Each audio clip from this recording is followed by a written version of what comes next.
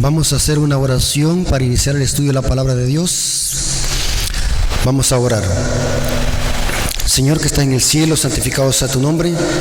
Gracias por permitirnos en esta mañana estar en este lugar para poder disfrutar de tu palabra. Bendice a nuestros amigos y hermanos en general, los que están viendo esta transmisión por internet. Que tu palabra sea exaltada y este estudio pueda quedar claro para la honra y gloria de su nombre. Te lo suplicamos en el nombre de Jesús. Amén. Les damos un cordial saludo a nuestros hermanos que nos están escuchando a través de este sonido y a través de Facebook. La gloria y la honra sea para nuestro Dios. Vamos a iniciar con el estudio de la palabra de Dios. Vamos a estudiar un interesante tema que lo he titulado El cuerno pequeño ataca el santuario. Quiero decir, antes de estudiar, lo siguiente. En el siguiente estudio que vamos a hacer, no estamos atacando en sí personas, sino que estamos atacando el sistema de falsa religión. O sea, no estamos hablando mal de las personas, no estamos tampoco criticando, sino que solamente vamos a exponer lo que dice la palabra de Dios sobre este tema. ¿Alguien me puede decir cómo podemos nosotros atacar a un sistema sin hablar de las personas? Sencillo. En estos sistemas que vamos a estudiar en esta mañana, hay personas fieles, hay personas que son fieles a Dios y que según la luz que han recibido, adoran a Dios de acuerdo a esa luz. Por lo tanto, en este estudio no vamos a atacar a personas, sino que vamos a atacar la falsa doctrina, el falso sistema de religión. Eso es bien importante porque alguien puede decir, el hermano está hablando mal de las personas o está criticando. Así que necesitamos aclarar este punto para que no haya ningún malentendido o ninguna confusión. Vamos a iniciar. En el libro de Daniel, capítulo 8, versículos 9 al 10, se habla de un poder llamado el cuerno pequeño. Este cuerno pequeño ataca el santuario y la verdad de Dios. Y noten cómo dice el profeta Daniel. Daniel capítulo 8, versículos 9 al 12. Y de uno de ellos salió un cuerno pequeño, que creció mucho al sur, al oriente y hacia la tierra gloriosa, y se engrandeció hasta el ejército de los cielos, y parte del ejército y de las estrellas echó por tierra, y las pisoteó. Aún se engrandeció. Noten lo que hace este cuerno pequeño. O sea, este cuerno pequeño hace un ataque horizontal y hace un ataque vertical. Aún se engrandeció contra el príncipe de los ejércitos, este es Cristo, y por él fue quitado el continuo sacrificio, y en lugar de su santuario fue echado por tierra, y a causa de la prevaricación le fue entregado el ejército junto con el continuo sacrificio. Esta palabra continuo sacrificio, o mejor dicho, la palabra sacrificio no se encuentra en los originales, solamente dice continuo. Y echó por tierra la verdad, e hizo cuanto quiso y prosperó este cuerno pequeño. ¿Quién es este cuerno pequeño?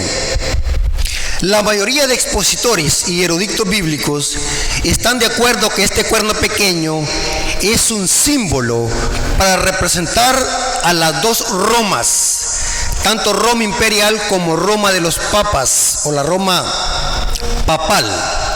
Es muy interesante de que en Daniel 8 se usa el mismo símbolo para representar a la Roma de los Césares y al papado o la Roma cristiana, si se puede decir así, o si se puede usar ese término.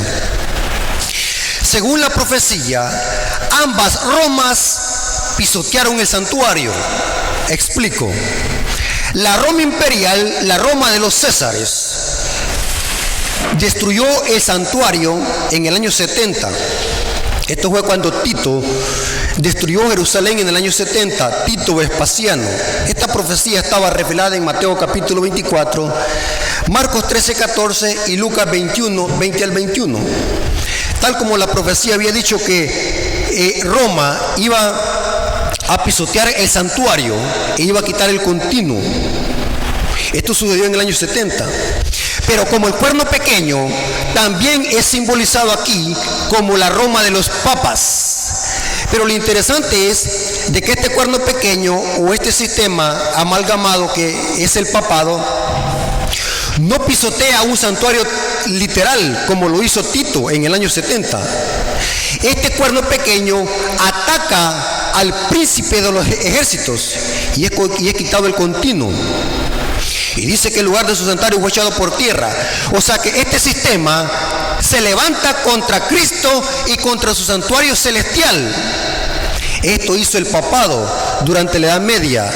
Levantarse contra Cristo y echar por tierra todas las verdades que están contenidas en el santuario. En efecto,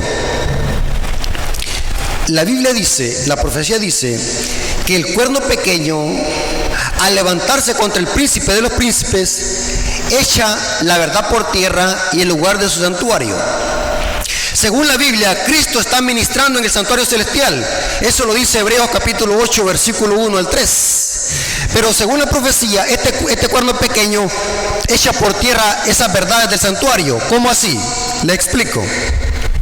El papado, según la profecía, ataca la ley de Dios. Eso lo dice Daniel 7:25.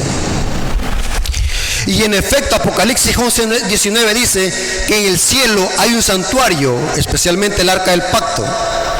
El cuerno pequeño o el papado ataca el santuario,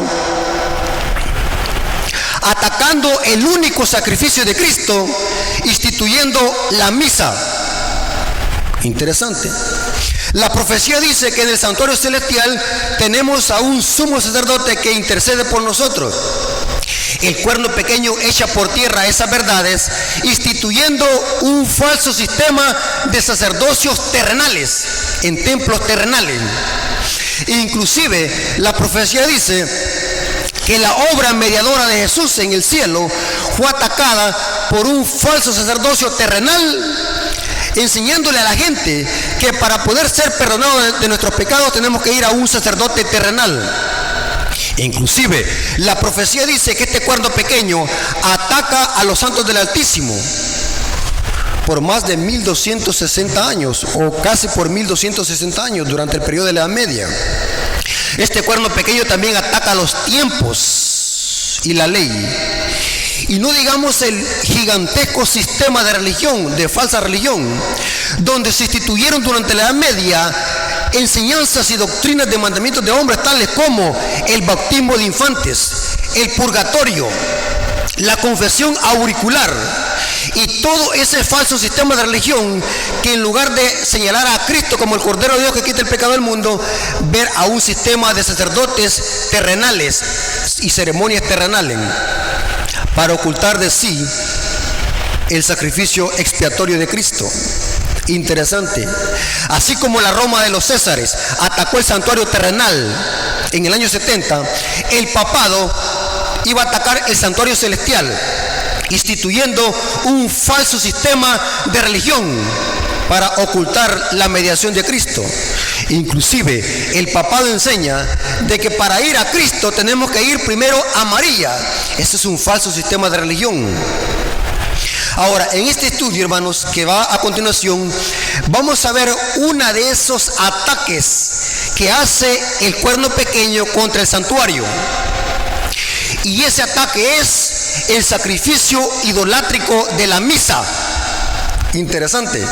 Vamos a hablar de la misa, cómo la misa ataca el santuario celestial y el sacrificio expiatorio de Cristo. ¿Cómo así? ¿Qué es la misa? Y estoy aclarando, hermano, no estamos ofendiendo a nadie en personal, sino que estamos atacando la falsa religión, la falsa doctrina. ¿Qué es la misa? La misa es el sacrificio idolátrico en donde el sacerdote transforma el pan y el vino en cuerpo y sangre literal de Jesús. A esta doctrina se le conoce como la transustanciación. Ustedes pueden buscar en internet qué significa la palabra transustanciación. Y es el poder que tiene el sacerdote para convertir el pan y el vino en carne y sangre literal de Jesús. Eso es la transustanciación. Y este es un ataque directo al sacrificio de Cristo. Ataca la mediación de Cristo en el santuario celestial. Les voy a leer, hermano, una cita. Yo me quedé, podemos decir así, atónito y espantado cuando leí esta cita de una fuente católica. ¿Qué es lo que enseña la Iglesia Católica sobre la transustanciación? Y vamos a ver el contraste que tiene con la cena del Señor, que es muy diferente. La cita de fuente católica que les voy a citar es Our Sunday Visitor, 14 de junio de 1936. Es una revista católica. Noten la blasfemia que dice sobre la misa. Noten. Cuando el sacerdote pronuncia las tremendas palabras de consagración, esto es lo que creen los católicos, el sistema. Cuando los sacerdotes pronuncian las tremendas palabras de consagración, Él alcanza hasta el cielo, hace que Jesús descienda de su trono y lo coloca sobre el altar para ser ofrecido de nuevo, noten, de nuevo, como víctima por los pecados del hombre. O sea que en cada misa es sacrificado Cristo. Este es un poder mayor que los monarcas y potentados. Es mayor que el poder de los santos y de los ángeles. El poder del sacerdote para hacer la transustanciación. Mayor que el poder de los serafines y querubines. Esto es blasfemia. ¿Cómo un sacerdote católico puede tener ese semejante poder? En efecto, es mayor aún que el poder de la Virgen María. Pues mientras que la bendita Virgen fue la agente humana por medio del cual Cristo se encarnó una sola vez, noten, una sola vez, el sacerdote hace que Cristo descienda del cielo y se encarne sobre el altar como víctima eterna por los pecados del hombre.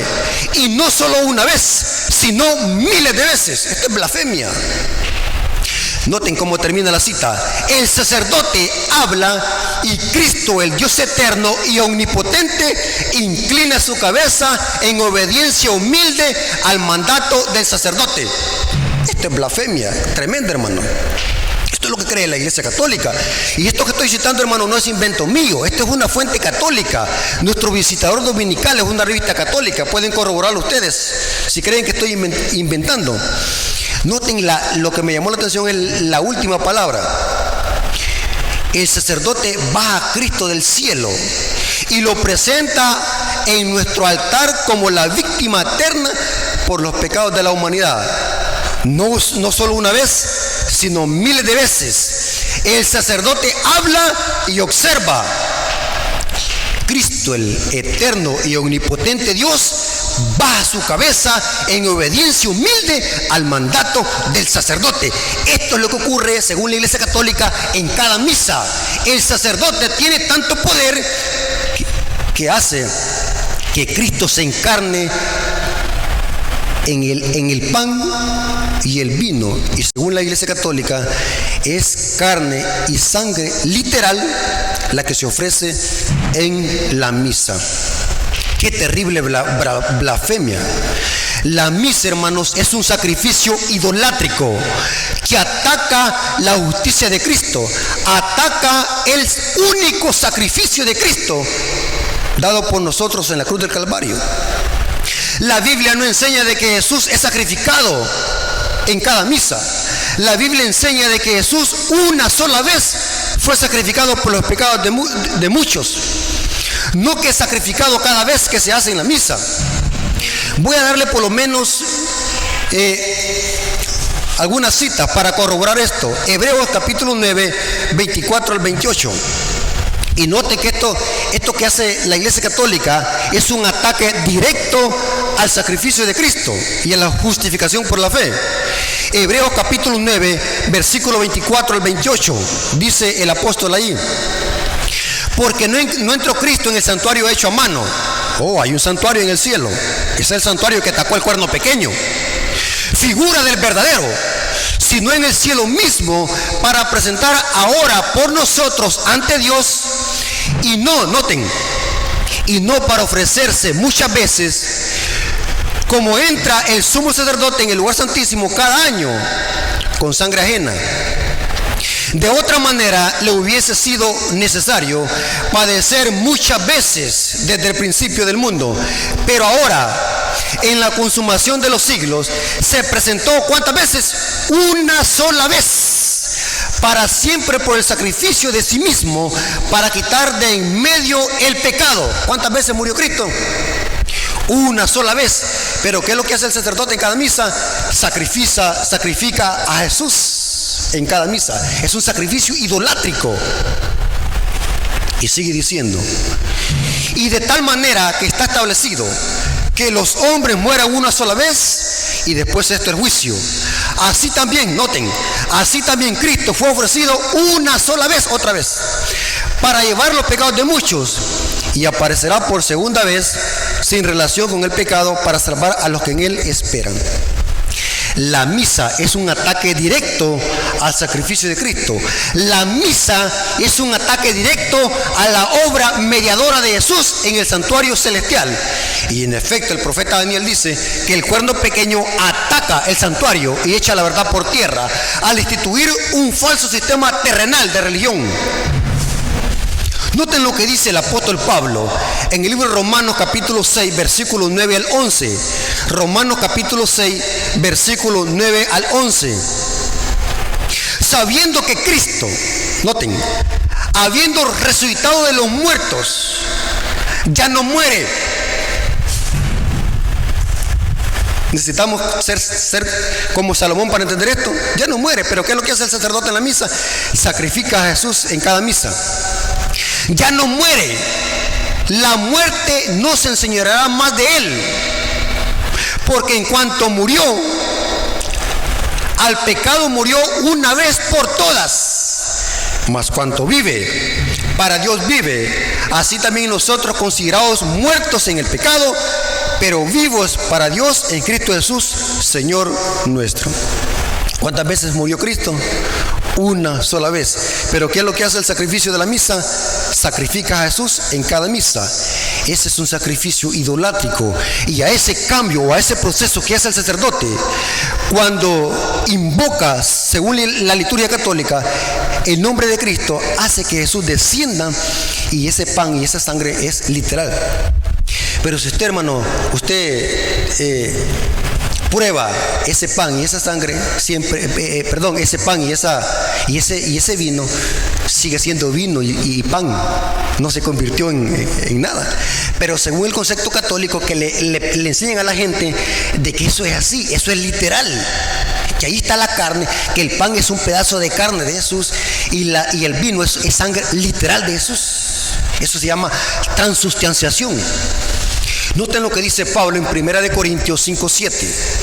Vuelvo a repetir que Cristo una sola vez fue sacrificado, y lo pone en el pasado. Limpiaos pues de la vieja levadura, para que seáis nueva masa, sin levadura, como sois, porque nuestra Pascua, ¿qué animal era sacrificado en la Pascua? Los corderos. Nuestra Pascua, que es Cristo, ya fue sacrificada por nosotros. ¿Ya fue sacrificado Cristo? Sí, en la cruz del Calvario. ¿Cuántas veces? Una sola vez, para salvar a su pueblo y todos aquellos que lo acepten como su Salvador y Señor. Vamos a ver las citas que usa la Iglesia Católica o el dogma católico para enseñar la mentira o la blasfemia de la transustanciación. Según la Iglesia Católica, las tres citas que vamos a leer, aunque hay más, pero son las más comunes que usan. Estas citas, cuando Jesús dijo eso, comed y bebed, según el concepto o el dogma católico, Jesús estaba diciendo comer carne literal y beber sangre literal. Vamos a leer por lo menos tres citas que usa el catolicismo romano para sostener el dogma de la misa. La primera cita está en Lucas, capítulo 22, versículos 19 al 20. Y tomó el pan y dio gracias y lo partió y les dijo, diciendo, noten hermano, siempre yo aconsejo a mis hermanos que cuando leemos la Biblia hay que leerla con cuidado, nunca hay que leerla a la ligera, porque algunas veces las palabras más pequeñas pueden tener un gran significado. Así que hay que leer con cuidado lo que dice el texto bíblico. Y tomó el pan y dio gracias y lo partió y dijo, ¿qué hizo Jesús con el pan? Lo partió. Pregunto, ¿en la misa qué es lo que se da? Un círculo en forma de ¿qué? De sol. Pero aquí dice que Jesús dice, y tomó el pan y dio gracias y lo partió y dijo, diciendo, esto es mi cuerpo que por vosotros es dado. Hacer esto en memoria de mí. ¿Qué es memoria? La cena del Señor es un memorial. De igual manera, después que hubo cenado, tomó la copa diciendo, esta copa es el nuevo pacto en mi sangre, que por vosotros se derrama. Noten que la cena del Señor es un memorial. Y el pan lo partió. No dio un círculo en forma de sol, lo que se le conoce como la hostia. Juan 6:35, Jesús les dijo, yo soy el pan de vida. El que a mí viene nunca tendrá hambre, y el que en mí cree no tendrá sed jamás. Según el concepto católico o la liturgia católica, estos versículos significan comer carne literal y beber sangre literal. Así lo interpretan ellos. Inclusive este es uno de los pilares o de las columnas vertebrales del sistema católico romano, la misa. Ataque la misa y tira al suelo la misa y devorona este sistema. Noten cómo dice también Pablo, hablando de la cena del Señor, 1 Corintios. Estamos leyendo primero las 3 citas que usan y vamos a ver si esto se debe de interpretar literal o figurativamente o simbólicamente. 1 Corintios capítulo 11, versículos 23 al 26. 1 Corintios capítulo 11, versículos 23 al 26. Noten cómo dice Pablo. Porque yo recibí del Señor lo que también os he enseñado, que el Señor Jesús, la noche que fue entregado, tomó pan, habiendo dado gracias, lo partió. ¿Qué es lo que hizo Jesús con el pan? Aquí lo vuelve a repetir, lo partió. Y dijo, tomad, comed, este es mi cuerpo, que por vosotros es partido. Haced esto en memoria de mí. ¿Qué es la cena? Una memoria. Asimismo también tomó la copa, después de haber cenado, diciendo, esta es la copa del nuevo pacto que en mi sangre. Haced esto todas las veces que la bebieres, en memoria, se vuelve a repetir, en memoria de mí. Así pues, todas las veces que comieres este pan y bebieres la copa, la muerte de Jesús anunciáis, ¿hasta qué? Hasta que Él venga. Estos son los 3 textos preferidos de la Iglesia Católica para sostener la falsa doctrina de la transustanciación. Ahora, ¿cómo saber si Jesús aquí estaba hablando literal de comer carne humana o de beber vino, sangre literal? ¿Cómo saber si Jesús está hablando de beber ARN, que es el ácido ribonucleico que tiene la sangre? ¿Cómo saber si Jesús está hablando de beber sangre literal? Uno de los principios de interpretación bíblica, hermanos, para no cometer errores, es de que un versículo jamás se debe de aislar de su contexto general y su contexto inmediato. Muy importante. Primer argumento que los ayuda a entender de que Jesús aquí no estaba hablando literalmente de comer sangre y carne literal. Cuando Jesús hizo la cena, Él estaba presente todavía. Inclusive, si Jesús se les hubiese estado diciendo a los discípulos que eran judíos que esa era sangre literal y carne literal, que se la comieran, los judíos inmediatamente, o los apóstoles inmediatamente en esa cena, hubiesen puesto el grito al cielo y hubiesen dicho, ¿cómo lo está dando a beber sangre si eso está prohibido por la ley? La ley prohibía que se comiera sangre. Inclusive, si ustedes conocen a un judío y le preguntan a un judío, para que un judío se coma carne, los judíos que todavía comen carne, los judíos para comer carne, ¿saben qué es lo que hacen? Para quitarle la sangre, como la carne es con sangre. Un pedazo de carne de res lleva sangre. Por eso es que es roja, carne roja. Para quitarle la sangre, ¿saben qué es lo que hacen los judíos? Lo meten por varias horas a una salmuera, para que la salmuera le exprima toda la sangre a la carne. Porque un judío sabe perfectamente bien que no se debe de comer sangre. Esto lo dice Levítico capítulo 17, versículo 11 al 12. Dios les dijo a los israelitas, no coman sangre, porque en la sangre está la vida. ¿Cómo es posible que Jesús le estaba diciendo a los discípulos, coman sangre, coman mi sangre humana? Eso está fuera de contexto. Inclusive en el concilio de Jerusalén se debatió esto. Hablando de la circuncisión, que muchos protestantes usan este concilio para pensar de que aquí se está atacando la ley de los 10 mandamientos y el sábado.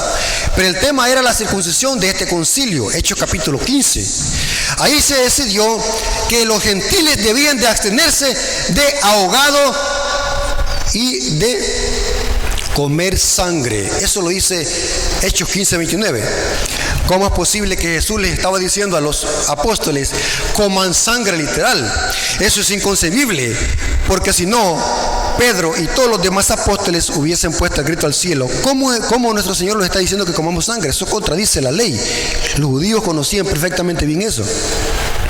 En la Biblia, hermanos, la Biblia nunca se debe de interpretar fuera de contexto. La Biblia es un todo y debe de respetarse todo el contexto bíblico. En la Biblia encontramos muchas expresiones figurativas y simbólicas. Vamos a ver que en la Biblia hay otro ejemplo de beber sangre. Segunda de Samuel 23, 17. Noten cómo dice. Y aquí estaba hablando de agua. Y David habló como de sangre, de beber sangre. Noten lo que dice segunda de Samuel 23, 17.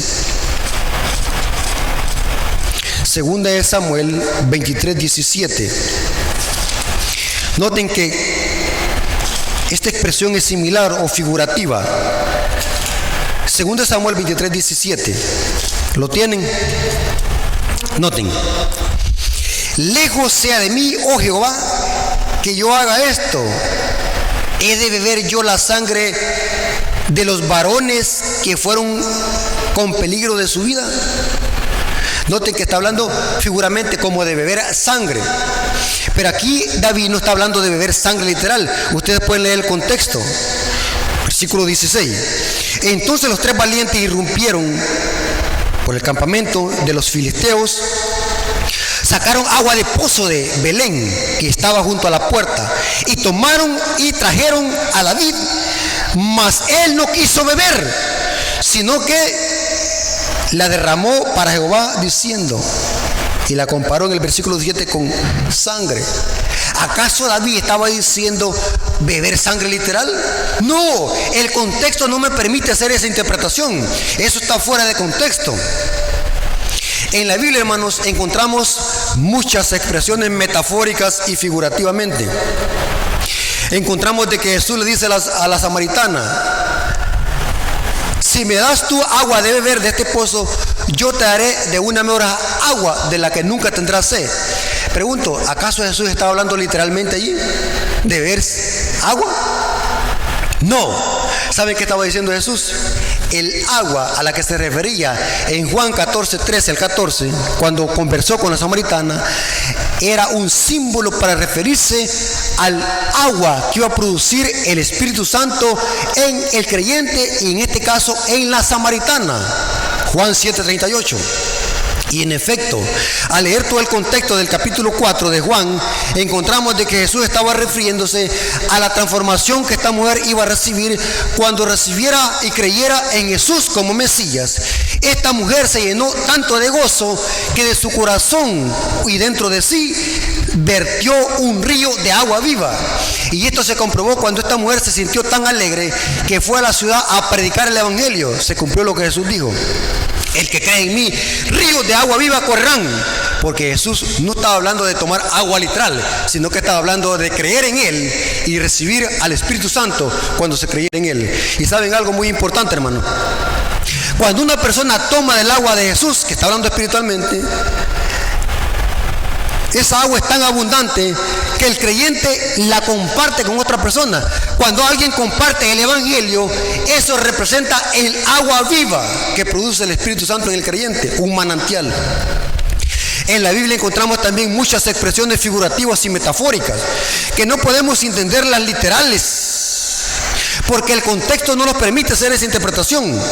Por ejemplo, Jesús dijo, y puedo mencionarle muchos ejemplos, Jesús dijo también, yo soy el camino, la verdad y la vida.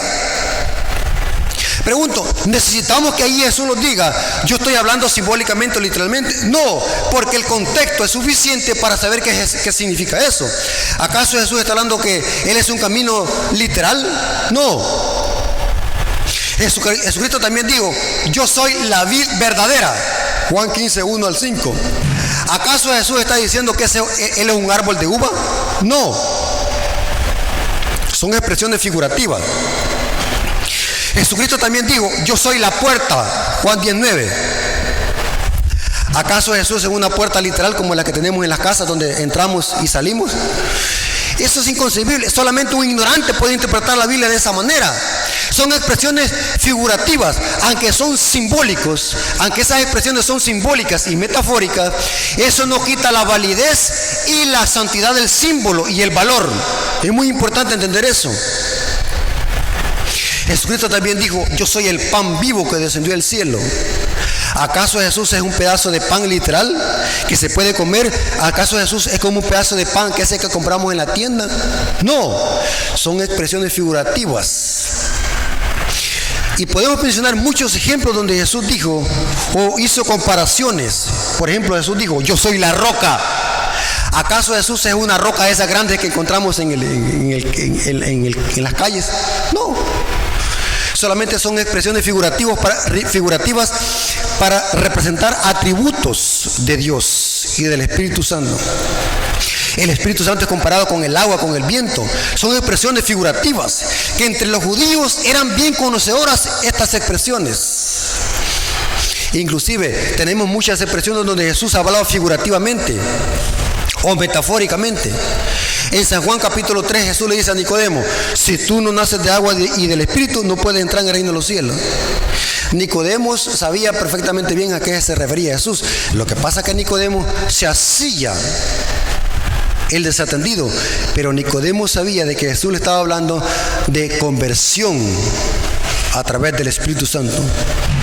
Y podemos mencionar muchos ejemplos bíblicos donde la Biblia contiene metáforas o símiles donde Jesús compara sus atributos divinos, y en este caso la cena del Señor, cuando Jesús dijo coman el pan y beban la sangre, no estaba hablando literalmente, sino que estaba hablando figurativamente.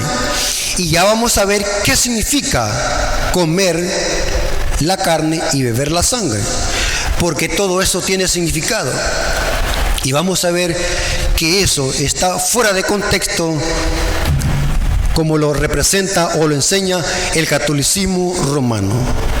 Ahora, si Jesús estaba hablando figurativamente, ¿qué representa entonces comer la carne y beber la sangre? La Biblia se explica sola, y esto es lo que los católicos no saben.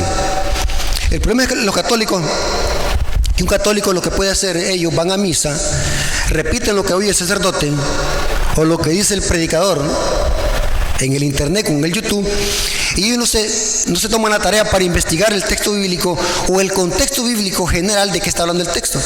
Ellos solamente repiten. Vamos a ver qué quiso decir Jesús con comer la carne y beber la sangre. Vamos a dejar que la Biblia se explique sola. Juan 6, 30 y 35. Vamos a ver el contexto de estas palabras.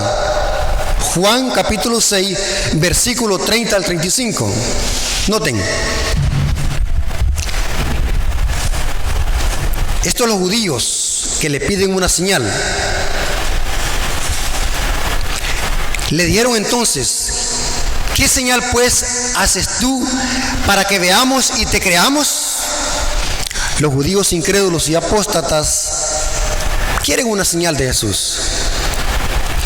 Pero Jesús, en lugar de darle una señal, los manda a las Escrituras. Esto hagamos siempre, hermanos, que nos están escuchando a través de este medio. Cuando alguien le esté enseñando una falsa doctrina, váyase al texto bíblico. Léale lo que dice el texto bíblico en su contexto. Noten que Jesús a los fariseos, a los judíos, en lugar de hacerles una señal que ellos pedían, les está citando las Escrituras. Lógico que ellos conocían las Escrituras y lo está mandando a la Biblia, a las Escrituras del Antiguo Testamento. Nuestros padres comieron el maná en el desierto. ¿A dónde los está mandando? A Éxodo 16, cuando Dios derramó el maná en el desierto y los alimentó por 40 años. Como está escrito: pan del cielo os dio a comer. Y Jesús les dijo: de cierto os digo, no os dio Moisés el pan del cielo, mas mi Padre. Noten que el maná que caía en el desierto representaba algo. Mas mi Padre os da el verdadero pan del cielo, porque el pan de Dios es aquel que descendió del cielo, que da vida al mundo. Le dijeron: Señor, danos siempre este pan. Jesús les dijo: yo soy el pan de vida. ¿Quién es el pan del cielo que descendió? ¿A quién representaba el maná? Ese maná que comían los israelitas en el desierto, ¿a quién representaba? A Cristo. Yo soy el pan de vida. El que a mí viene nunca tendrá hambre. Noten que son el mismo modismo que Jesús le dijo a la samaritana. El que en mí cree no tendrá sed jamás. ¿Qué representa el maná? A Jesús. Pero hay que ser más profundos en este texto. ¿Qué aspecto fisiológico de Jesús representa el maná? Aquí dice Juan que Jesús es el maná que descendió del cielo. Pero hay que profundizar, hay que ser más profundos en el texto bíblico. Vamos a ver qué aspecto fisiológico de Jesús representa el maná, porque el maná descendió del cielo. Juan capítulo 6, versículos 52 al 54, ese es el contexto. Juan capítulo 6, 52 al 54. Entonces los judíos contendían entre sí: ¿cómo puede este darnos de comer su carne? O sea, ellos lo estaban interpretando como los católicos, de comer carne, canibalismo. Jesús les dijo: de cierto os digo, si no coméis la carne del Hijo del Hombre y bebéis su sangre, no tendréis vida en vosotros. Pero ahora miren cómo termina la cita: el que come mi carne y bebe mi sangre tiene vida, y yo lo resucitaré. ¿En qué? En el día postrero. ¿Qué aspecto fisiológico de Jesús representa su carne? Su cuerpo humano. Por eso es que la profecía del maná decía que los israelitas tenían que recoger el sexto día doble porción, porque el siguiente día, que era el sábado, el pan iba a permanecer fresco. Pero si los israelitas durante la semana hacían lo contrario, de recoger doble porción, que solamente se tenía que hacer eso en el sexto día, el maná amanecía el siguiente día con gusanos y jedillas. Esta era una profecía de que el cuerpo humano de Jesús no iba a haber corrupción en el sepulcro, la profecía del maná. Y en efecto, el cuerpo de Jesús se mantuvo inerte, no crió gusanos ni jedillas, porque la profecía decía que su santo no vería corrupción, porque el maná representa el cuerpo fisiológico de Jesús. Eso es el pan que descendió del cielo. Pero ¿qué más te representa el pan del cielo? Porque Jesús dice que hay que comer el pan. Noten que el pan representa algo también. Deuteronomio capítulo 8, versículo 3. Deuteronomio capítulo 8, versículo 3 dice lo siguiente. Noten. También el maná, y te afligió y te hizo tener hambre y te sustentó con maná. ¿Saben algo muy interesante, hermano? Cuando leemos la Biblia, todo lo que hay en el Antiguo Testamento debemos de conectarlo con Cristo, porque Jesús dijo: las Escrituras dan testimonio de mí. En este caso estamos hablando del maná. Al dar Dios el maná a los israelitas en el desierto, este alimento o este suplemento alimenticio incluía todas las proteínas y minerales que el cuerpo necesitaba. No era necesario que el pueblo de Israel pidiera carne, eso era innecesario. El maná tenía todas las proteínas y minerales que el cuerpo necesita. Inclusive la Biblia dice que el maná podía hacerse de diferentes maneras. El maná, algunos expertos, eruditos, creen de que el maná, su sabor era tipo como las hojuelas de maíz, casi parecido al Kellogg, al cornflake de Kellogg, que es simple. Interesante. Pero al dar esta profecía del maná, no era simplemente que comieran y se alimentaran fisiológicamente. Esta profecía del maná en el desierto tenía una profecía que señalaba al Mesías y a algo más que, noten, y te afligió y te hizo tener hambre y te sustentó con maná, comida que no conocías tú ni tus padres, y la habían conocido, para hacerte, noten lo que quería enseñarle Dios a Israel, para hacerte saber que no solo de pan vivirá el hombre, sino de toda palabra que sale de ¿qué? De la boca de Jehová. ¿Qué representa el maná? Aparte del cuerpo fisiológico de Jesús, que ya lo vimos en San Juan 6, el maná también representa ¿qué? La palabra que sale de la boca de Jehová. Y que no solamente de pan vivirá el hombre, sino también de toda palabra que sale de la boca de Jehová. Esto lo citó Jesús en el desierto de la tentación, para revertir la tentación del diablo. Juan 4:4. Noten cómo dijo Jesús. Y él respondió: escrito está, no solo de pan vivirá el hombre, sino de toda palabra que sale de la boca de Dios. ¿Qué es el maná? La palabra de Dios. Y quiero hacer un paréntesis aquí para profundizar más en este tema. En San Juan 1, versículo 1 dice: y en el principio era el verbo, y el verbo estaba con Dios, y el verbo era Dios. Esa palabra es del griego koine. La palabra que se usa allí en el griego koine es logos, que se traduce verbo o palabra en la Reina Valera castellanos. Pero la gramática textual en Juan 1:1 dice: en el principio era la palabra, y esa palabra se hizo carne y habitó entre nosotros. En otras palabras, noten lo que voy a decir, hermano, a continuación. Cristo Jesús es la palabra de Dios encarnada en forma humana, según San Juan 1:14. Pero la palabra de Dios también la encontramos aquí en este libro. Este libro es Cristo, pero en una forma escrita. La palabra de Dios escrita. Y Jesús dice: no solo de pan vivirá el hombre, sino de toda palabra que sale de la boca de Dios. Ahora, ¿qué quiso decir Jesús entonces cuando dijo a los israelitas y a los judíos: coman de mi pan, coman para que tengan vida eterna? ¿Qué quiso decir? El contexto nos dice lo siguiente.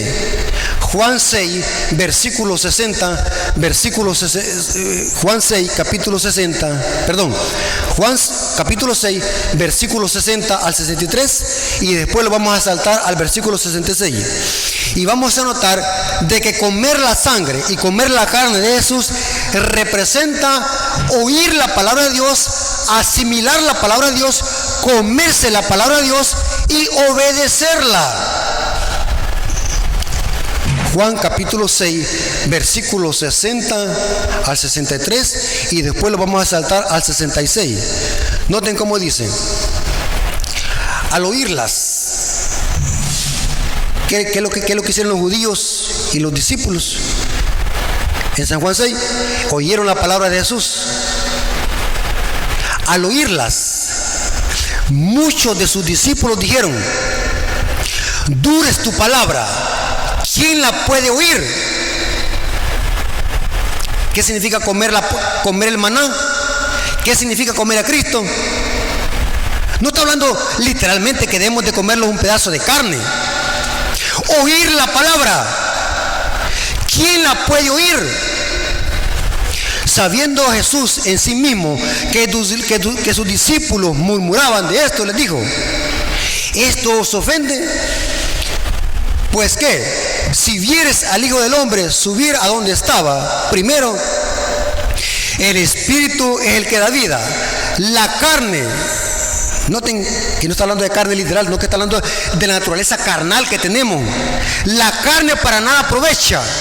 Las palabras que yo hablo son espíritu y son vida.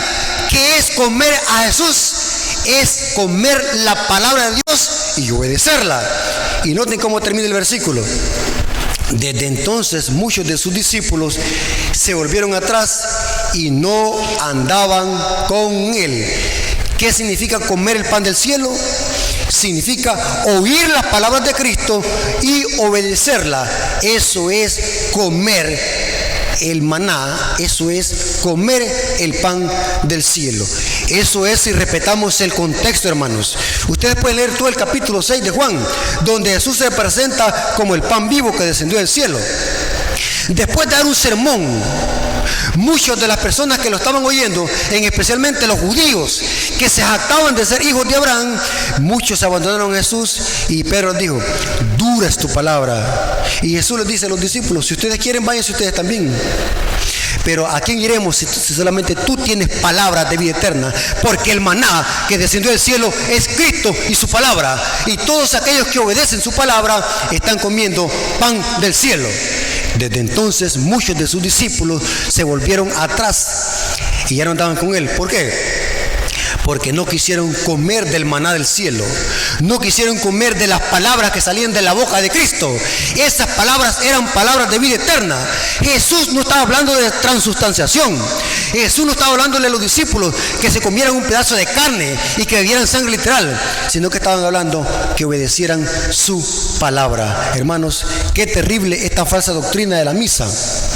La misa católica es un ataque directo a la cena del Señor, muy diferente a lo que Jesús instituyó.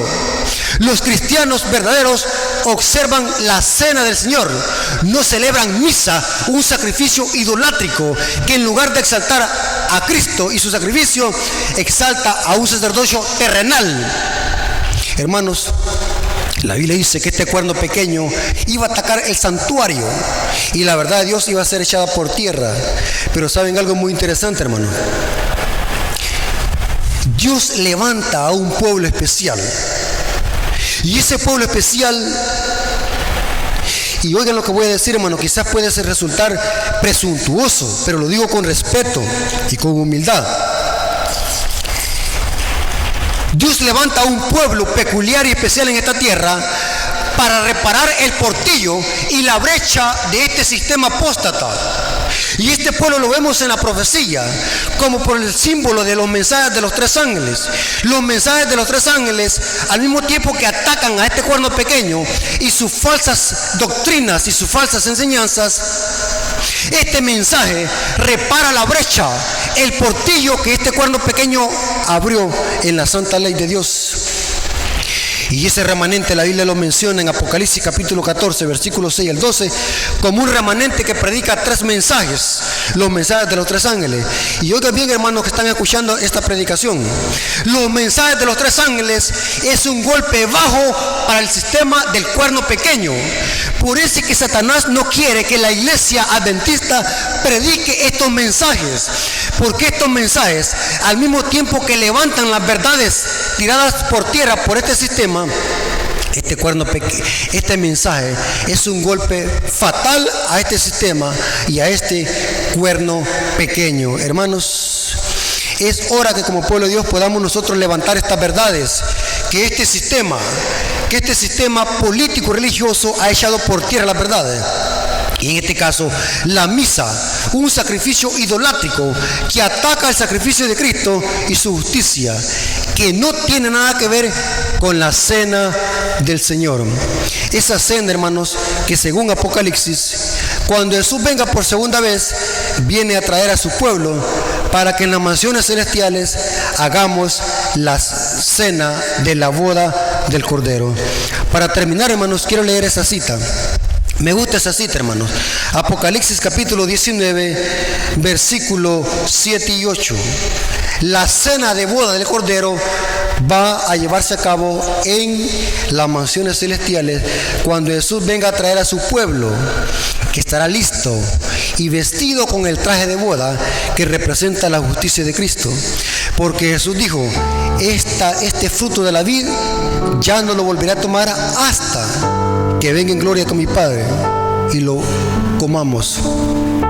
Y será tan lindo, hermano, este evento, que aquí no será que nosotros o un ministro o un anciano o un diácono nos dé en un plato el pan y en una copa el vino sin fermentación. En las mansiones celestiales será nuestro Señor y Salvador Jesucristo que nos servirá esa cena, así como lo hizo con sus discípulos. Apocalipsis capítulo 19, versículos 7 y 8 dice: gocémonos y alegrémonos y démosle gloria, porque ha llegado las bodas del Cordero y su esposa se ha preparado. Y ella se le ha conseguido que se vista de lino fino, limpio y resplandeciente, porque el lino fino son las acciones justas de los santos. Y el ángel me dijo: escribe, bienaventurados los que son llamados a la cena de la boda del Cordero. Y me dijo: estas palabras son verdaderas de Dios. Lo que Jesús prometió a sus discípulos, esto lo volveré a comer con ustedes hasta que venga en gloria con mi Padre, se cumplirá cuando Jesús venga por segunda vez. Y Jesús en una inmensa mesa de kilómetros, Él será el que servirá a su pueblo esa cena de que conmemora su sacrificio único en favor de la raza humana caída. Cristo Jesús fue sacrificado una sola vez por nuestros pecados, no muchas veces como lo enseña la Iglesia Católica. Esa es una mentira, eso es una blasfemia que ataca al sacrificio expiatorio de Cristo. Y es necesario que como pueblo nosotros podamos levantar voz y protestar contra estas herejías y blasfemias de este sistema llamado cuerno pequeño. Nuestro Señor Jesucristo nos ha llamado a que prediquemos este mensaje. Y quiero decirles a nuestros hermanos y amigos que nos están escuchando a través del internet y a través de este sonido, ya no es tiempo de estar predicando temas de que no tienen nada que ver con verdad presente, temas que se pueden oír en cualquier púlpito protestante, aún en la misma Iglesia Católica. Debemos desenmascarar este sistema antes de que sea demasiado tarde. Y este es uno de los propósitos por el cual Dios ha llamado a la Iglesia Adventista, para desenmascarar este sistema que en Daniel se le llama el cuerno pequeño, en Apocalipsis 7 se le llama la ramera, en Apocalipsis 11 se le llama el rey del norte, en 2 Tesalonicenses el apóstol Pablo le llamó el hombre de pecado, Juan en su carta le llamó el anticristo a este sistema, y Juan en el Apocalipsis le llamó la bestia. Todos diferentes nombres para referirse al mismo sistema. Hermanos, quizás este tema puede ser muy fuerte para algunos, pero es necesario predicarlo. Estamos a las puertas de la venida de Jesús y estas verdades tienen que salir a luz antes de que sea demasiado tarde. No podemos estar entreteniendo a la gente. Hay que advertirle a la gente de estos engaños de este sistema. este sistema que ha insultado tanto el nombre de Dios, que ya se ha levantado contra el príncipe de los príncipes, tomando prerrogativas divinas. Hay que denunciar en alta voz estas blasfemias de este sistema antes de que sea demasiado tarde. Hermanos y amigos, no tengan miedo para advertir a la gente de este engaño. Cristo te ha mandado. Este es un mensaje que tiene el sello de Dios. Es un mensaje que viene del cielo. Hay que denunciar este sistema antes de que sea demasiado tarde. Es un sistema que le ha hecho tanto daño al pueblo de Dios, y que al final de la historia, por predicar estos mensajes, el pueblo de Dios será perseguido. Así que hoy, mientras hay libertad de culto y libertad de expresión, hay que hablar estos mensajes, porque viene un tiempo, hermanos, que por predicar estos mensajes vamos a ser perseguidos so pena de muerte. Hermanos, este tema lo hemos predicado con mucho amor para que nuestros hermanos que quizás están engañados en estos sistemas puedan reconocer de que esta es una falacia, esto es un engaño, y podamos salir de estos sistemas antes de que sea demasiado tarde. A pesar de que estos sistemas están corrompidos por sus falsas doctrinas, Dios tiene un verdadero pueblo en estos sistemas, y Dios va a sacar a sus hijos de estos sistemas. Como les dije al principio, hermanos, no estamos atacando personas, no estamos criticando, sino que estamos exponiendo la verdad bíblica, porque allí en esos sistemas, hermanos, está la mayoría del pueblo de Dios, y Dios los va a sacar tarde o temprano. Nosotros éramos uno de ellos y fuimos llamados con este precioso mensaje, y Dios llama a su pueblo: salid de ella, pueblo mío, para que no recibáis parte de sus plagas. Este sistema recibirá su castigo de Dios por haber engañado al mundo y haber llevado a la condenación eterna a miles de personas con sus falsas doctrinas. La misa es un sacrificio idolátrico, no tiene nada que ver con la cena del Señor. No se crean eso, hermano. Esa es una herejía mortífera que ataca el sacrificio de Jesús. Dios les bendiga, mis hermanos y amigos. La honra y la gloria sea para nuestro Dios. Espero que este estudio haya sido de bendición y podamos reconocer en qué estamos mal, y podamos nosotros reconocer la verdad de Dios, porque la verdad los hará libres. Dios les bendiga, amigos y hermanos. Es mi mayor deseo, en el nombre de nuestro Señor y Salvador Jesucristo. Dios les bendiga.